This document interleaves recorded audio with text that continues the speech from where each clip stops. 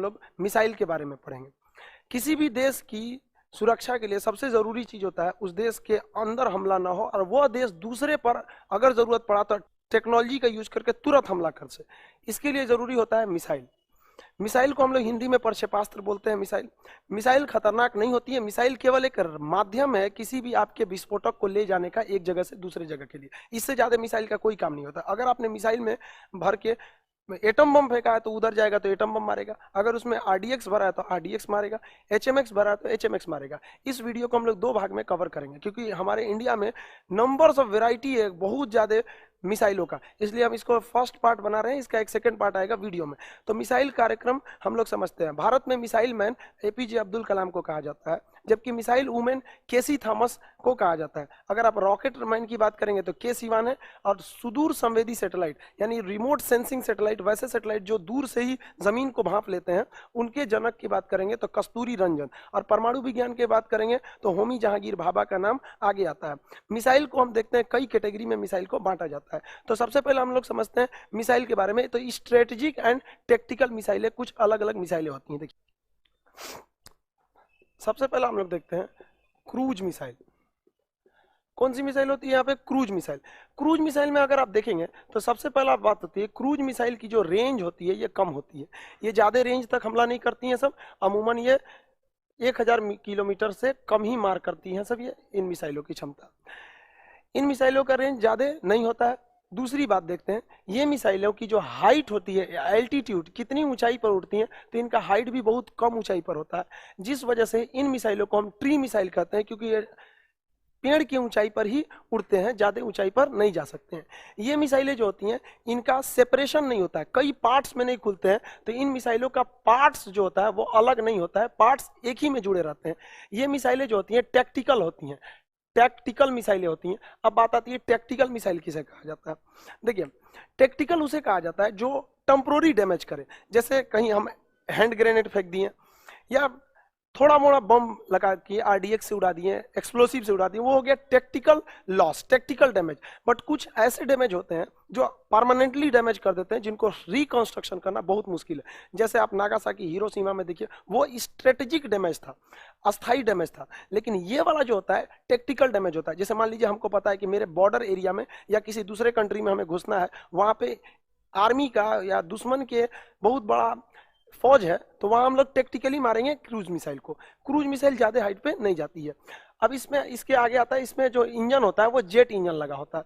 Engine भी 2 तरह के होते हैं, जेट इंजन और रॉकेट इंजन। हम सब जानते हैं किसी भी इंजन को चलने के लिए ऑक्सीजन की जरूरत होती है, क्योंकि बिना ऑक्सीजन के कोई भी फ्यूल नहीं जल सकता है। एकमात्र ऐसा पदार्थ जर्कोनियम है जो बिना ऑक्सीजन के जल सकता है। अब दुनिया में कोई भी चीज उड़ेगी अगर जमीन को छोड़ के, तो उसमें 2 तरह के इंजन आएगा।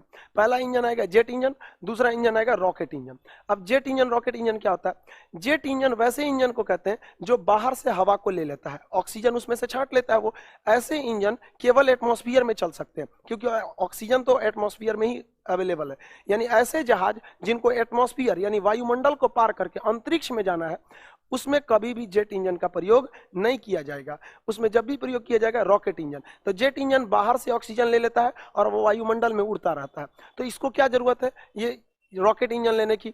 ये तो बहुत ही कम ऊंचाई पे जाता है, इनका एल्टीट्यूड यानी हाइट कम होती है, ट्री की इतनी ऊंचाई पे जाती है, पार्ट्स इसके अलग नहीं होते हैं, इससे टेक्टिकल होती हैं, और ये जेट इंजन का प्रयोग किया जाता है इसमें। ये मिसाइलों को देखेंगे तो ये मिसाइल हो जाएगा। आगे इसके जो ढक्कन लगा होता है उसे वारहेड कहते हैं। इसके अंदर आपके जो भी पेलोड भरे होते हैं, पेलोड यानी जो हथियार, जो बम रखा गया है वो पेलोड होता है। मिसाइल कितना खतरनाक होगा ये डिपेंड करेगा इसके बाहरी ढक्कन वॉरहेड के अंदर कौन सा पेलोड रखा हुआ है। पीछे का मिसाइल केवल उसे पहुंचाने का काम करती है, इसमें जेट इंजन का प्रयोग होता है। अब अगला मिसाइल देखते हैं बैलिस्टिक मिसाइल। बैलिस्टिक मिसाइल कैसा होता है? चलिए बैलिस्टिक मिसाइल के बारे में समझते हैं। बैलिस्टिक मिसाइल को रेंज जो होता है ना बहुत ज्यादा होता है, इनका रेंज एक्स्ट्रा ऑर्डिनरी होता है, बहुत ज्यादा रेंज तक ये मार कर सकती हैं। अब रेंज ज्यादा होगा तो जेन्युइन सी बात है हाइट बढ़ानी पड़ेगी, तभी तो रेंज जाएगा, तो इसकी हाइट भी बहुत ज्यादा होती है। ये पहले स्पेस में चली जाती हैं, अंतरिक्ष में चली जाती हैं ये मिसाइलें। इन मिसाइलों का जो पार्ट्स होता है, पार्ट्स वो अलग अलग हो जाता है। मिसाइलों का पार्ट्स, कई पार्ट्स में ये मिसाइलें बनाई जाती हैं। ये मिसाइलें बहुत ही खतरनाक होती हैं, स्ट्रेटेजिक होती हैं। इनका खतरनाक, ये जहां भी हमला करेंगे वहां टेम्पोररी नहीं, परमानेंट डैमेज कर डालते हैं उस एरिया को, जिस वजह से हम लोग इसका स्ट्रेटेजिक मिसाइल के नाम से जानते हैं। इस मिसाइलों में अगर बात करें इंजन की, तो इसके अंदर रॉकेट इंजन का यूज होता है। रॉकेट इंजन वह इंजन होता है जो अपना ऑक्सीजन का सिलेंडर अलग से रखे रहता है, वो अपना फ्यूल भी रखेगा और साथ साथ ऑक्सीजन का सिलेंडर भी रखेगा। इससे क्या होगा, जब वो स्पेस में जाएगा तो स्पेस में ऑक्सीजन खत्म हो जाता है, और स्पेस में जैसे ऑक्सीजन खत्म होगा वो अपना ऑक्सीजन उसी सिलेंडर से ले लेगा जो सिलेंडर उसके पास है। तो ये हो गया रॉकेट इंजन। हवाई जहाज, हेलीकॉप्टर, इसमें जेट इंजन का यूज होता है, क्योंकि ये एटमॉस्फेयर को छोड़ के नहीं जाते, किंतु जो स्पेस शटल होते हैं, जो रॉकेट होते हैं, उसमें रॉकेट इंजन का प्रयोग होता है। ये मिसाइलों के पार्ट्स अलग होते हैं। अब चलिए देखते हैं मिसाइलों के पार्ट्स कैसे होते हैं। बैलिस्टिक मिसाइल को हम लोग 4 पार्ट में बांटते हैं। Part 1 A B C D, यहाँ तक का जो पार्ट होता है वो मिसाइल होता है, ये केवल पहुंचाने का काम करता है। अब उसके अंदर हथियार भरे होते हैं, ब्लास्ट, एक्सप्लोसिव, जो ब्लास्ट करेगा उसे हम पेलोड कहते हैं, और इसके ऊपर एक ढक्कन लगाते हैं जिसे हम वॉरहेड कहते हैं, ताकि जब तक ये वायुमंडल में रहे घर्षण से इस पर कोई भी प्रभाव न पड़े। अब जैसे ही इसको हम छोड़ते हैं, ये एटमॉस्फेयर को पार करता है, पृथ्वी के वायुमंडल को छोड़ देता है, तो इसके आगे का वॉरहेड ड्रॉप करा दिया जाता है ताकि इसका वजन थोड़ा हल्का हो, और पार्ट ए को भी गिरा दिया जाता है ताकि हल्का हो और ये तेजी से भागे। अब ये क्या करता है, ये अंतरिक्ष में चला जाता है, अंतरिक्ष स्पेस में चला गया, कुछ दूर गया, इसका एक पार्ट बी भी खुल के गिर गया, और आगे जाएगा पार्ट सी भी खुल के गिर जाएगा। अब बच जाएगा पार्ट डी, और इसके आगे मेन बचा हुआ पार्ट जो इसका पेलोड है। अब यहाँ हमारा दुश्मन है। अब ऐसा तो नहीं है कि दुश्मन यहाँ चूड़ी पहन के बैठा है, दुश्मन के भी अपने रडार हो गए, ये रडार का साइन है, रडार पकड़ लेंगे इन मिसाइलों को, अब वो एंटी मिसाइल से इसको मार देगा। तब क्या किया जाए, इतना मेहनत तो यहाँ आने के बाद बर्बाद हो जाएगा, इसलिए यहाँ पर क्या किया जाता है, एक डेकॉय का यूज किया जाता है। डेकॉय क्या होता है, इसमें से निकलने वाला एक फालतू पदार्थ होता है जो रडार को अपनी ओर आकर्षित कर लेता है। रडार को लगता है कि यही मेन एक्सप्लोसिव है, यही बम है, जिसके आड़ में हमारा ये वॉरहेड का ये जो पेलोड है ये आराम से गिर सकता है दुश्मन के एरिया पे। इससे दुश्मन को मैक्सिमम लॉसेज होने की संभावना है। लेकिन अगर डेकोय नहीं रहेगा तो दुश्मन के आगे हमारा मिसाइल एकदम ओपन हवा में खुल जाएगा, जिस वजह से दुश्मन उस मिसाइल को मार सकता है। तो ये डेकोय बहुत ज्यादा जरूरी है। अब बैलिस्टिक मिसाइलों का यूज कैसे है, ये लंबी दूरी तक मार करने के लिए मिसाइलें होती हैं। क्रूज मिसाइल कम दूरी तक मार करना है, क्योंकि उसकी हाइट कम होती है, 200-300 किलोमीटर तक मार करने के लिए। लेकिन अगर लंबी दूरी मार करना है, इम्पॉसिबल है क्रूज मिसाइल से। कैसे, तो देखते हैं। अब जैसे ये पूरा वर्ल्ड है, हमको कोई कंट्री यहाँ है, उसको यहाँ पर मारना है, तो क्रूज मिसाइल से कैसे मारेगी, यहाँ मारेगी तो क्रूज मिसाइल तो नीचे गिर जाएगा, इसलिए उसे परंपरागत मिसाइल कहते हैं। जैसे हमारी पृथ्वी मिसाइल परंपरागत मिसाइल है, ब्रह्मोस मिसाइल क्रूज मिसाइल है। अब हम मिसाइलों के नाम हम दूसरे वीडियो में बताएंगे आपको। अब यहाँ से यहाँ मारना है तो कैसे मारेंगे, इसके लिए आता है हमारे लिए बैलिस्टिक मिसाइल। बैलिस्टिक मिसाइल को यहाँ से छोड़ेंगे, सीधे बैलिस्टिक मिसाइल स्पेस में चला जाएगा।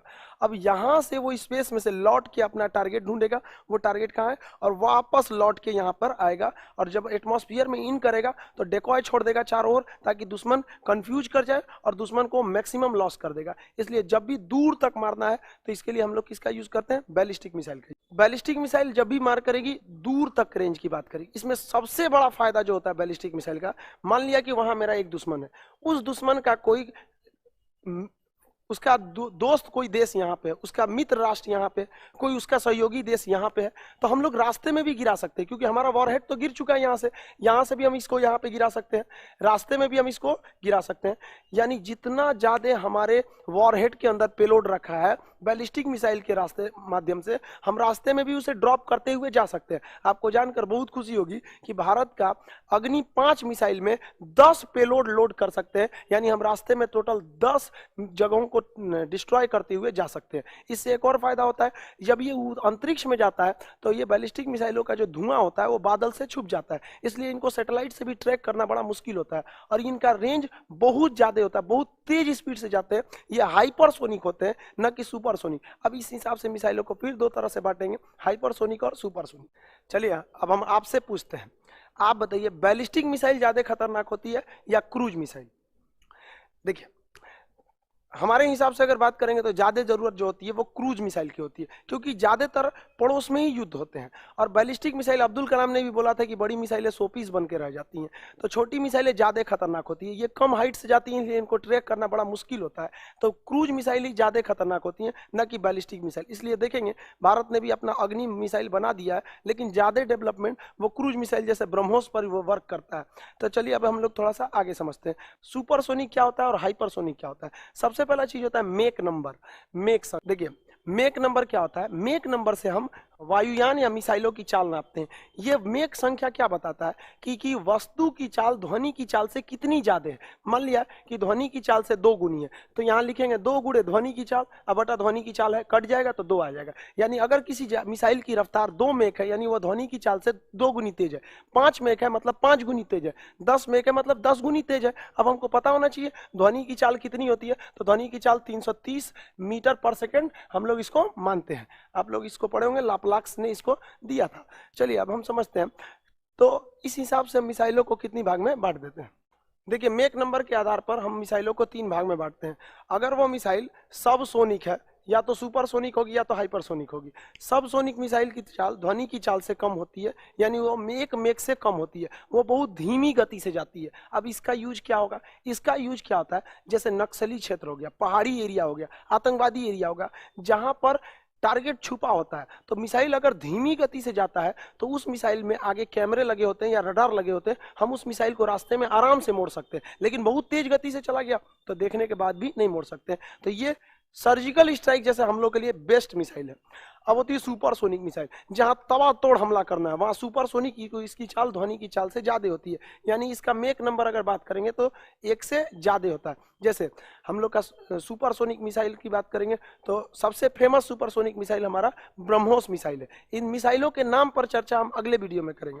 अब आता है हाइपरसोनिक मिसाइल। इनकी रफ्तार तो पूछो नहीं, ध्वनि की चाल से 5 गुना तेज से भी ज्यादा, 5 गुना चाल से भी ज्यादा ये चलती हैं, इसलिए इनका मेक नंबर 5 से ज्यादा होता है। जैसे हमारी अग्नि मिसाइल, दुनिया की जितनी भी क्रूज मिसाइल है, सॉरी बैलिस्टिक मिसाइल है, वो सब की सब हाइपरसोनिक मिसाइल होती हैं। अभी हमारी इंडिया गवर्नमेंट और रसिया गवर्नमेंट के बीच एक डील हो रहा है, जिसके तहत हम लोग ब्रह्मोस 2 मिसाइल को बनाने के में काम कर रहे हैं। ब्रह्मोस 2 मिसाइल हाइपरसोनिक मिसाइल होगा। अभी जो वर्जन चल रहा है ब्रह्मोस मिसाइल का, वो बेसिकली क्रूज वर्जन चल रहा है। तो सबसे खतरनाक स्पीड होती है हाइपरसोनिक की, लेकिन ये जो होती है सबसोनिक मिसाइल है, ये ध्वनि की चाल से कम चलती हैं। अब देखिए मिसाइलों को फिर कई कैटेगरी में बांटते हैं। 2 कैटेगरी में यहाँ हम बांटते हैं, गाइडेड मिसाइल और अनगाइडेड मिसाइल। वैसी मिसाइल जिसे छोड़ने के बाद हम उसके रास्ते को बदल सकते हैं, उन्हें हम गाइडेड मिसाइल कहते हैं। अब रास्ता कैसे बदल सकता है?